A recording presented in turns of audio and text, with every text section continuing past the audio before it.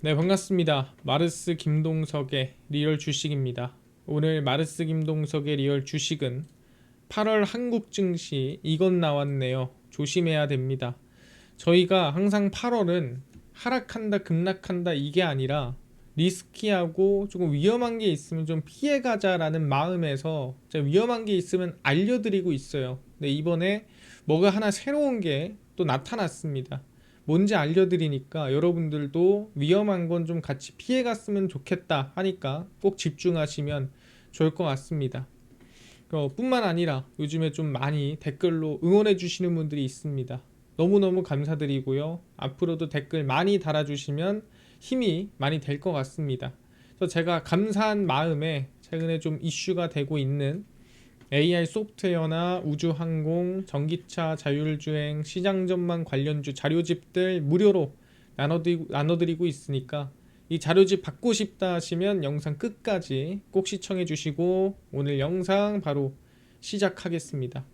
일단 중요한 게 뭐냐면 미국 15% 관세 폭탄에 지금 수출이 급격하게 수축하는 모습을 보여주고 있습니다. 이달부터 미국 수출 제품에 15%의 관세를 부과받는 K뷰티나 푸드 수출이 급격하게 하락했다라는 거죠. 단기적으로 관세 인상 여파로 기업들이 수출량을 조절하며 재고 소진을 우선시하고 있다라는 거죠. 왜냐면은 지금 수출을 하면은 관세가 바로 붙어버리죠. 그러니까 일단 있는 거 소진해서 비용 줄이고 있는 거 소진해서 일단 관세 없이 먼저 실적을 내보자라고 하는 거죠. 그럼 뭐예요? 단기적으로 수출 물량이 확 줄어버리겠죠.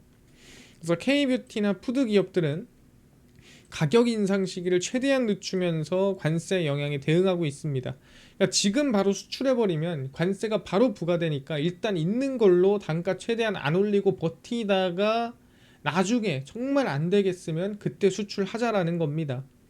그래서 이달 1일부터 10일까지 한국에서 미국으로 수출된 K뷰티 수출은 3,692만 달러로 전월 동기 대비해서 37% 급감했습니다. 그러니까 관세 영향이 상당히 큰 영향을 주고 있다는 걸 우리가 두 눈으로 숫자로 확인하고 있는 거죠. 근데 이걸로는 사실상 부족합니다. 그래서 좀 제대로 한번 확인해 보고 싶어서 제가 가지고 왔어요. 왜냐하면 대한민국은 수출 국가입니다. 정확히 말하면 무역 수지라고 하거든요. 수출해서 수입을 뺀 돈으로 먹고 사는 국가가 대한민국이에요. 그래서 무역 수지가 성장할수록 대한민국이 잘 사는 거고 무역 수지가 내려갈수록 못 사는 거예요. 그래서 실제로 확인을 해보면 이 무역 수지에 따라서 증시가 오르기도 하고 무역 수지가 떨어지면 증시가 떨어지기도 하고 오르면 오르고 떨어지면 떨어지고 오르면 오르고 떨어지면 떨어지고를 항상 증시가 반복했습니다. 그러다 보니까 저는 무역 수지에 따라 증시가 움직인다라고 보는 사람이에요. 이번 7월에 실제 무역이 떨어져서 이 7월 무역이 발표났던 8월 1월에 증시가 급락했다라고도 제가 얘기를 했었죠. 저는 항상 노란봉투법, 그 다음에 대주주 투자 이 양도소득세, 그 다음에 배당분리과세 이런 얘기는 당연해요. 당연히 시장이 부정적입니다. 배당분리과세 생각보다 세금 낮지 않은 거 당연히 불리하죠. 근데 그런 건 당연한 거고 우리가 좀 근본적으로 시장에 영향 끼칠 만한 것들을 가져오는 겁니다. 당연한 거를 제외하고 그거 당연히 시장이 부정적이라는 거 저도 당연히 압니다. 그 부분 감안하고 얘기한 대로 무역 수지가 시장에 좀 영향 끼친다라고 하는 거죠. 예를 들어 2023년도에 무역 수지가 막 올라가죠. 쭉 오르다가 언제 9월에 피크를 찍고 꺾입니다. 언제 9월 피크 찍고 10월에 꺾이죠. 2023년도 이거를 지수로 한번 감으면 실제 2023년도입니다. 2023년도 9월에 피크 찍고 꺾인다라는 이 무역 수지가 나왔었죠. 그래서 확인해 보면은 9월이 언제냐면은 정확히 요 구간입니다. 요 구간이 9월이거든요. 지금 이 꺾이기 직전. 요때가 9월이고 10월에 무역 수지 꺾였죠. 그리고 지수 꺾입니다. 그리고 나서 다시 한번 체크를 해보면 꺾였다가 다시 어떻게 되죠? 이때 9월 꺾였다가 11월, 12월 다시 올라오죠. 그리고 1월에 다시 꺾이고 그래서 확인해 보면은 11월, 12월 올라오나요? 그래서 11월, 12월 올라왔다가 다시 1월에 꺾이고, 무역 수지에 따라 거의 시장이 움직인다라고 보는 게 맞다라는 거예요. 그리고 나서 어떻게 되죠? 다시 2, 3월 뛰고 4월 꺾이고 5, 6월 뛰고 7월 꺾이고 2, 3월 뛰고 4월 꺾이고 5, 6월 뛰고 7월 꺾이고 똑같습니다. 사실 방금 얘기한 대로 2, 3월 뛰고 4월 꺾이고 5, 6월 뛰고 7월 꺾이고 무역 수지랑 증시랑 거의 똑같이 흘러간다라고 보면 될 것 같아요. 지금도 마찬가지죠. 이번에 음봉이 나온 이유가 뭐라 그랬죠? 8월 1일에 7월에 무역 수지가 꺾이면서 이때죠. 올해 내내 단 한 번도 역성장이 안 나오다가 7월에 역성장이 나오면서 꺾였다 라고 얘기를 했습니다. 노랑봉투법, 대주주 투자양도소득세 이건 당연한 거, 그거 제외하고 이런 무역 수지의 영향이 있었다라고 얘기를 하는 겁니다. 그래서 증시가 한번 세게 밀리고 지금 박스권을 사실 만들고 있는 게 현재 상황이라고 얘기를 하고 있는데, 여기서 추가 반등이 나올지 아니면 여기서 조금 더 내려올지에 대한 고민을 저희가 무역 수지가 8월에 어떻게 될지에 따라서 전 정해진다라고 보고 있는 거예요. 그게 상당히 중요하다라고 보는 거고, 그래서 8월에 전체 수치가 당연히 안 나왔겠죠. 근데 뭐가 나왔냐면 8월 1일에서 8월 10일까지의 수치가 나왔습니다. 이게 11일에 나오거든요. 그래서 이 수치를 한번 확인해 보니 7월보다 좋아졌냐 나빠졌냐 이게 중요한 거예요. 왜냐면 여기서 회복이 되면은 증시는 따라서 반등하는 거예요. 근데 여기서 만약에 회복을 못하고 더 빠지면은 증시가 또 따라서 하락할 수가 있는 거겠죠. 그래서 확인을 해보니까 8월 1일에서 10일입니다. 무역 수지고요. 확인을 해보니 7월 달에 7월 1일에서 10월, 당연히 6월보다 7월이 안 좋았겠죠. 근데 지금 보면은 7월 무역 수지보다 8월 1일에서 10월 무역 수지가 더 안 좋아요. 그러니까 7월보다 8월이 더 떨어졌다는 소리죠. 그럼 중요한 게 뭐냐면 7월보다 이 총 한 달로 보더라도 지금 8월이 더 빠질 가능성이 조금은 늘어났다라고 보는 거죠. 왜냐면은 11일에서 또 20일에 늘어날 수 있거든요. 그래서 그거에 대한 기대감도 있겠지만 일단 지금 당장 8월 1일에서 10일은 7월보다 떨어졌다. 그러다 보니까 지금 무역 수지가 떨어지면 아까 뭐라 했죠? 증시는 같이 밀리거나 하락할 가능성이 있다라고 제가 말씀을 드렸습니다. 그래서 이 부분이 좀 부정적이라고 봐야 되는 부분이고, 중요한 건 뭐냐면 그 다음 8월 20일까지의 수치가 또 발표가 나옵니다. 언제 나오냐면은 21일에 발표가 나와요. 그래서 21일에 가서 과연 7월 20일보다 높은지 낮은지를 또 확인해 봐야 돼요. 만약에 8월 21일에 가서 7월 20일보다 낮다라고 한다면 8월은 아마 7월 무역 수지보다 더 떨어질 가능성이 있고, 그 총 발표가 나오는 9월 1일이나 8월 말쯤에 또 증시가 흔들릴 수 있다라는 거 여러분들이 감안을 해야 됩니다. 아니면 8월 21일에 흔들릴 수도 있는 거고요. 그래서 이 부분 감안해서 우리가 대응을 해야 된다. 국내 증시에 좀 불확실성이 전 도사리고 있다라고 생각을 하고 있는 겁니다. 그렇구나. 무역 수지에 따라 증시가 조금 흔들릴 수도 있겠네라고 생각을 하고요. 추가로 이 과거 무역 수지를 본다고 하더라도 항상 얘기하는 게 증시가 따라다녔다라는 거죠. 그러니까 최근만 그런 거 아니냐, 최근만 그렇게 움직이는 거 아니냐라고 물어볼 수도 있어요. 근데 이게 2022년도고 이게 2023년도거든요. 근데 이게 간단하게 보시면 돼요. 보시면 1월부터 시작을 해서 쭉 꺾이죠. 2022년도에 언제까지? 8월까지 꺾이고 올랐다가 다시 1월에 꺾이고 올라옵니다. 그럼 간단하게 22년도에 8월 저점 찍고 2023년도 1월에 쌍바닥 찍고 올라가는구나, 무역 수지가. 그럼 이거를 우리가 차트로 한번 비교해 보면 됩니다. 그래서 22년도 언제 8월과 23년도 이제 1월에 저점을 찍더라. 그럼 8월이 언제입니까? 정확하게 22년도 8월로 얘기를 하자면은 22년도 8월이 요때입니다. 그죠? 요 구간에 저점을 찍는다라고 나와 있는 무역 수지는 나와 있는 거고, 그러고 나서부터 언제 또 쌍바닥이 1월에 요때 찍는다라고 나와 있죠. 그래서 1월에 쌍바닥 찍고 그다음에 이때 무역 수지 저점 찍고 그 다음에 반등하는 모습을 확인할 수가 있더라. 그러니까 과거에도 결국에는 1월부터 무역 수지가 꺾였고, 그리고 무역 수지가 저점일 때 찍어주고 쌍바닥 찍어주고 무역 수지대로 올라가더라 확인할 수가 있는 겁니다. 그러다 보니까 우리는 무역 수지가 반등하지 않는다면 증시가 반등하거나 상승하기는 어려울 수 있다라고 얘기를 하는 거죠. 그래서 구조적으로 지금 살짝 우리가 불안한 시기가 왔다라고 저는 생각을 하는 겁니다. 그래서 아 그렇구나 이런 분들이 있어요. 아니 방금 전에 8월에 저점 찍어야 되는 게 9월에 찍히지 않았냐 이렇게 얘기할 수 있습니다. 근데 이때는 양적 긴축이 있었기 때문에 사실 이거는 미국 지수 따라 어쩔 수 없이 빠진 거고 8월에 저점을 찍히는 게 사실 네, 맞습니다. 이때쯤 저점 찍는 게 맞는데 미국의 아까 얘기했던 대로 이 양적 긴축 영향이 조금 더 있었다라는 거는 감안하셔야 돼요. 근데 무역 수지에 따라 지수가 움직인다라는 거는 사실 계속 그래 왔기 때문에 바뀌지가 않는다라고 보시면 될 것 같아요. 아 그렇구나. 결국에는 무역 수지가 8월에 회복되지 않는다면은 흔들릴 수 있겠다라고 여러분들 판단하셔야 됩니다. 아 그래서 8월 20일에 제가 8월 1일부터 20일쯤까지의 수출 무역 수지를 다시 한번 체크를 해볼 겁니다. 그렇게 말씀을 드리고요. 그 다음에 중요한 건 뭐냐면 신용잔고인데 신용잔고에 좀 유의미한 수치가 나왔습니다. 이게 20조를 단순히 넘었다가 아니에요. 제가 20조를 넘으면 증시가 항상 흔들리더라 라고 얘기를 했습니다. 근데 여기서 이제 무역 수지가 꺾이거나 아니면 미국 증시가 빠지거나 같은 영향이 있을 때 뭐 18%, 13%, 뭐 20%가 넘게 급락을 했었죠. 근데 그런 것들이 안 겹치는 시기에는 한 5% 정도 빠지고 마무리가 됐는데 이번에 지금 신용이 얼마입니까? 22조까지 올라왔습니다. 제가 얘기했지만 22조면 진짜 높은 거고 진짜 많은 거다라고 얘기를 했어요. 이거는 조심해야 되는 수치다.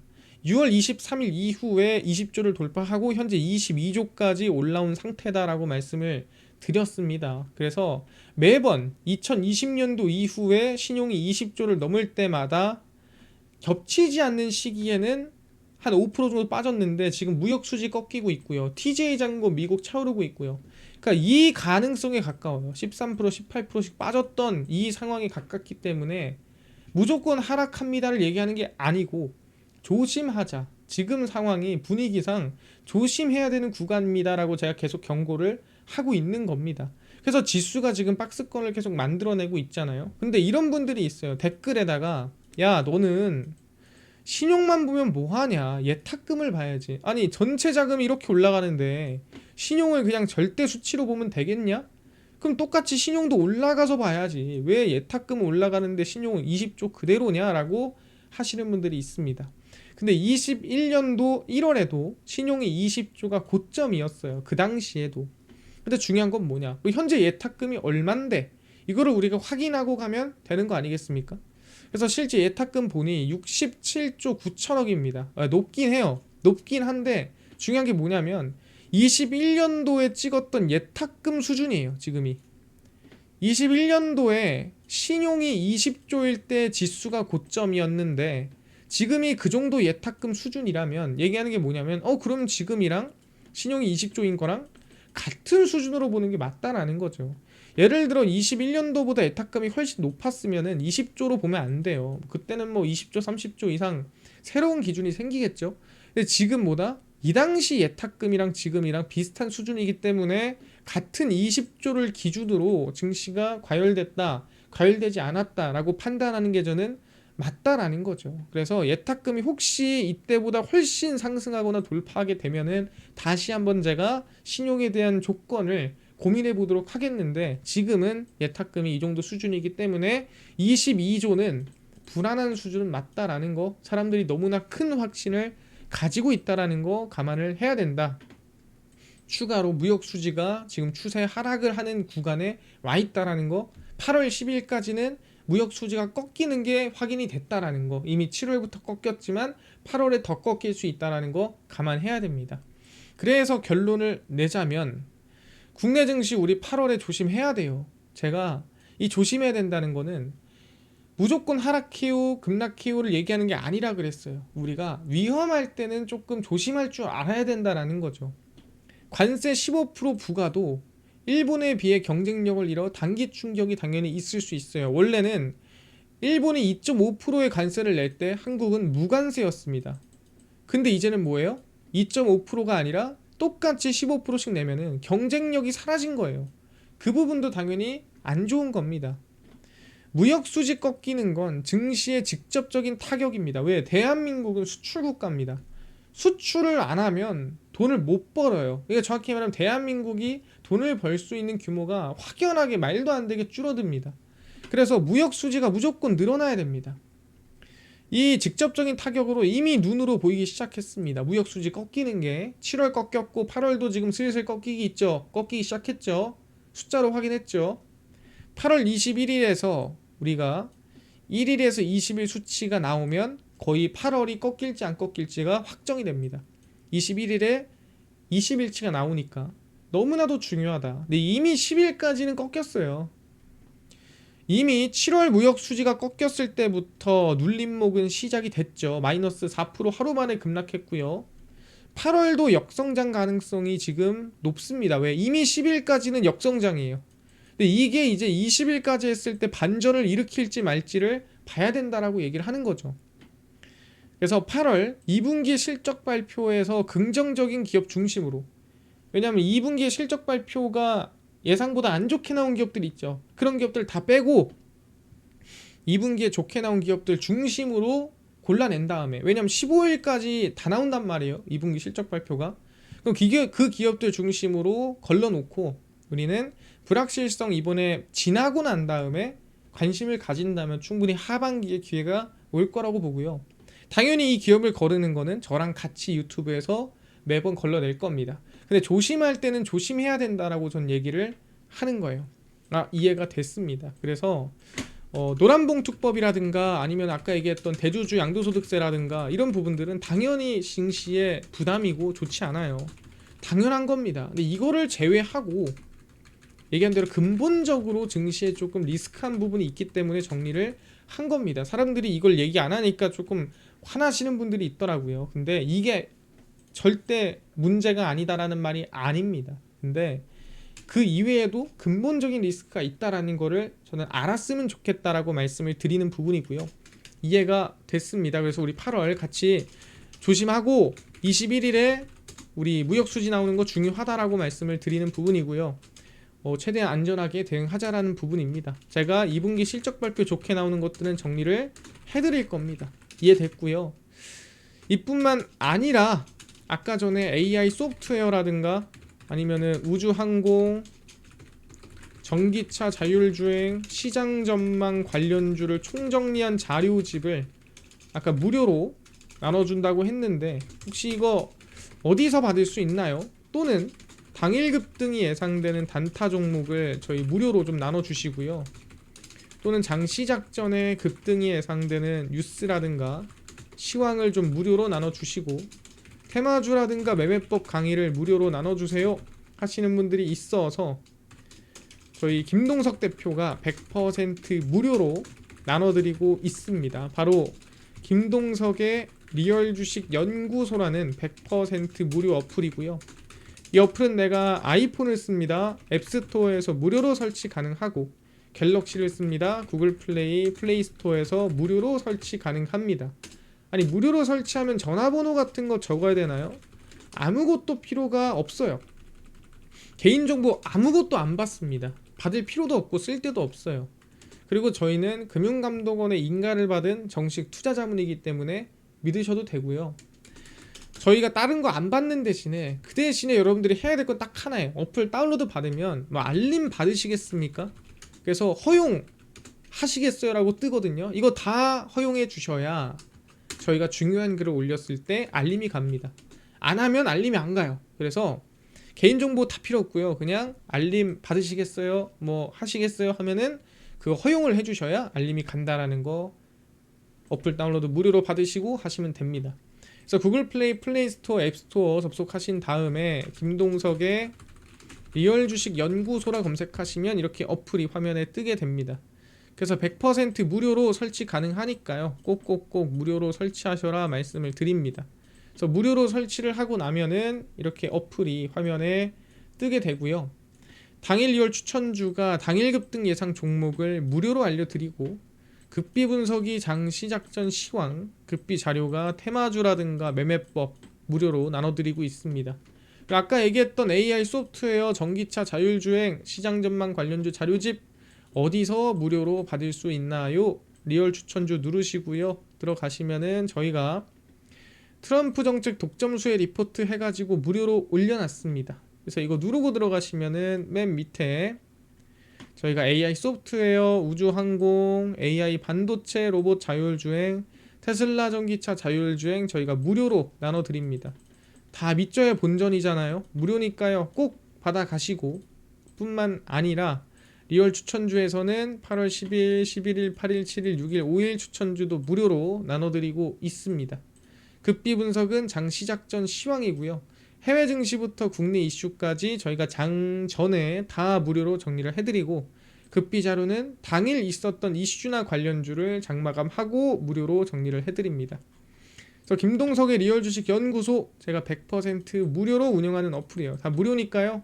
종목 시황 테마주 얻어 가시고 뿐만 아니라 저희 마르스 김동석의 리얼 주식 유튜브 여러분들의 사랑으로 커갑니다. 여러분들 댓글 하나하나 너무 소중하니까 많이 달아주시고요. 유튜브 구독까지 꼭 부탁드리면서 오늘 마감하고 다음번에 더 좋은 영상으로 찾아뵙도록 하겠습니다. 감사합니다.